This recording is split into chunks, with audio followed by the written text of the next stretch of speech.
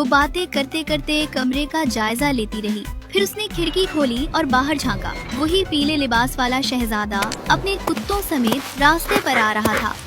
ملکہ نے دل ہی دل میں بڑبڑایا. اگر یہ بے وقوف لڑکی سمجھتی ہے کہ میں ایسے عشق معشوقی کرتی رہنے دوں گی تو یہ اس کی بھول ہے. مجھے ایک گلاس پانی لا دو. جیسے ہی شہزادی کمرے سے نکلی، ملکہ نے جلدی پینے نکالی اور ان کی نوکیلی دھاریں سیدھی اوپر کی طرف کر کے شہزادی کے کشن میں چھپا دی. وہ نفرت سے بڑبڑائی.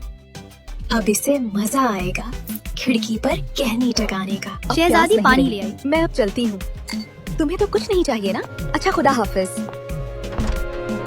جو ہی ملکہ کا رتھ دور نکلا، شہزادی فوراً کتاب کے صفحات آگے پلٹنے لگی. شہزادہ کینری بن کر اڑتا ہوا آیا، لیکن جیسے ہی کھڑکی پر اترا سیدھا اسی کشن پر جا گرا. ایک تیز اذیت ناک چیخ کینری کی چونچ سے نکلی. اس کے پیلے پروں پر خون کے دھبے پھیل گئے. نوکیلی پینے اس کی چھاتی میں گہرائی تک پیوست ہو چکی تھی. وہ تڑپتے ہوئے پھڑپھڑا کر اوپر اٹھا، ہوا کے رحم و کرم پر مدہوش سا جھولتا. بے ترتیب دائروں میں نیچے گرا اور مٹی پر پھیل کر بے سد پڑا رہا.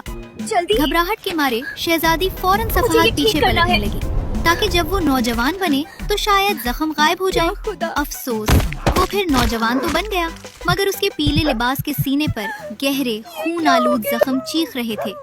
وہ اپنے کتوں کے گھیرے میں بے ہوش سا پڑا تھا.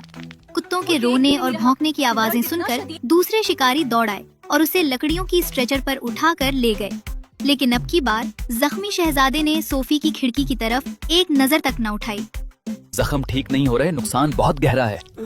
محل پہنچ کر بھی شہزادہ سنبھل نہ سکا. جتنے طبیب آئے سب ناکام رہے. جو بھی میرے بیٹے کو ٹھیک کر دے اسے بادشاہ نے شہر کی ہر گلی میں اعلان کروایا مگر کوئی بھی علاج کرنے نہ آیا. ادھر شہزادی فراق اور بے قراری میں گھلتی جا رہی تھی. السلام علیکم. اگر آپ کو ہماری ویڈیوز پسند آئیں تو ہمارے چینل دا فیملی وارڈ کو سبسکرائب کریں اور نئی ویڈیوز کی اپ ڈیٹس کے لیے بیل آئیکن ضرور دبائیں.